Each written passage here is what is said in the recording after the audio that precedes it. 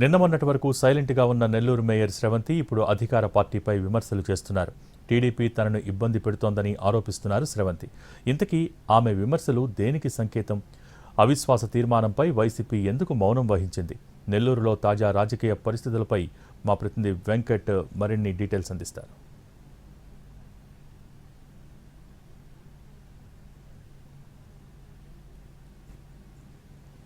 నెల్లూరులో mayor versus అధికార party అన్నట్లుగా రాజకీయం సాగుతోంది. నెల్లూరు నగర మేయర్ స్రవంతిపై తెలుగుదేశం పార్టీ అవిశ్వాస తీర్మానం ఏర్పాటు చేసిన తరువాత నెల్లూరు జాయింట్ కలెక్టర్ వెంకటేశ్వర్లకి నోటీసులు అందజేశారు. ఈ క్రమంలో కార్పొరేటర్లు 40 మంది ఎవరైతే సంతకాలు చేశారో ఈ 40 మంది కార్పొరేటర్లు కూడా మేయర్ స్రవంతి అవినీతి అక్రమాలకి పాల్పడుతున్నారు, అభివృద్ధికి ఆటంకంగా ఉంటున్నారంటూ వారు చేసిన విమర్శలపై నిన్న మేయర్ స్రవంతి స్పందించారు. ఇటీవల కాలంలో దాదాపు ఆమె చాలా మౌనంగా ఉంటూ వచ్చారు. నిన్న అవిశ్వాస తీర్మానానికి నోటీసులు ఇవ్వడం, దాంతోపాటు పలు ఆరోపణలు చేసిన నేపథ్యంలో ఆమె నిన్న మీడియాతో మాట్లాడారు. తాను అభివృద్ధికి ఆటంకంగా ఉంటే కార్పొరేషన్లో జరిగే అభివృద్ధి కార్యక్రమాలు ఎలా జరుగుతున్నాయంటూ కూడా ప్రశ్నించారు. ఇటీవల కాలంలో నెల్లూరు సిటీ నియోజకవర్గంలో స్మార్ట్ బజార్ను కూడా సీఎం చంద్రబాబు వర్చువల్గా ప్రారంభించారు.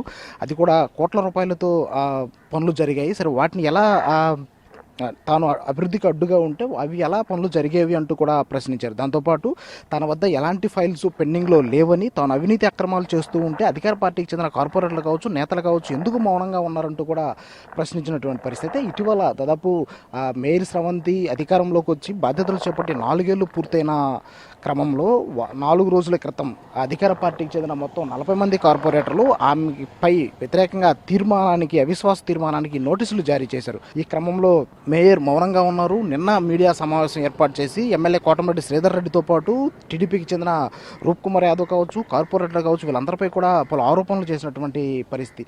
తనను ఇబ్బంది పెట్టేందుకే అవిశ్వాస తీర్మానాన్ని తీసుకొచ్చారు, అధికార పార్టీ తనను తీవ్రంగా ఇబ్బంది పెడుతోందంటూ కూడా మేయర్ చెప్పుకొచ్చారు. ఎస్టీ మహిళగా ఉన్న తనను ఆ మేయర్ పదవి నుంచి దించేసేందుకు ఆ కార్పొరేటర్లు అందరూ ఏకమయ్యారు. ఆ మేయర్ పదవి కోసం కొందరు కుయుక్తులు పన్నుతున్నారంటూ కూడా ఆమె సంచలన ఆరోపణలు చేసినటువంటి పరిస్థితి.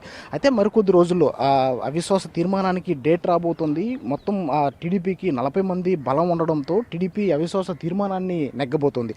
అయితే ఈ వ్యవహారంలో ఏదైతే మేయర్ వైఎస్ఆర్ కాంగ్రెస్ పార్టీకి రాజీనామా చేయడం, ఆ కౌన్సిల్లో వైసీపీకి బలం లేకపోవడంతో వైసీపీ కూడా ఈ విషయంలో చాలా వ్యూహాత్మకంగా వ్యవహరిస్తుంది. ఎందుకంటే ఎస్టీ సామాజిక వర్గానికి చెందిన స్రవంతికి వైఎస్ఆర్ కాంగ్రెస్ పార్టీ 2021లో మేయర్ అవకాశం కల్పించింది. అప్పట్లో నెల్లూరు రూరల్ ఎమ్మెల్యే కోటమిరెడ్డి శ్రీధర్ రెడ్డి కావచ్చు, అప్పట్లో మంత్రి అనిల్ కావచ్చు, రూప్ కుమార్ యాదవ్ కావచ్చు, వీళ్ళందరూ సహకారంతో ఆమె మేయర్గా ఎన్నికయ్యారు. అయితే ఇటీవల జరిగిన రాజకీయ పరిణామాల నేపథ్యంలో వైఎస్ఆర్ కాంగ్రెస్ పార్టీ అధికారం కోల్పోవడం, కూటమి ప్రభుత్వం అధికారంలోకి వచ్చిన నేపథ్యంలో మేయర్ స్రవంతి వైఎస్ఆర్ కాంగ్రెస్ పార్టీకి గతంలో రాజీనామా చేసింది, తటస్థంగా ఉంది.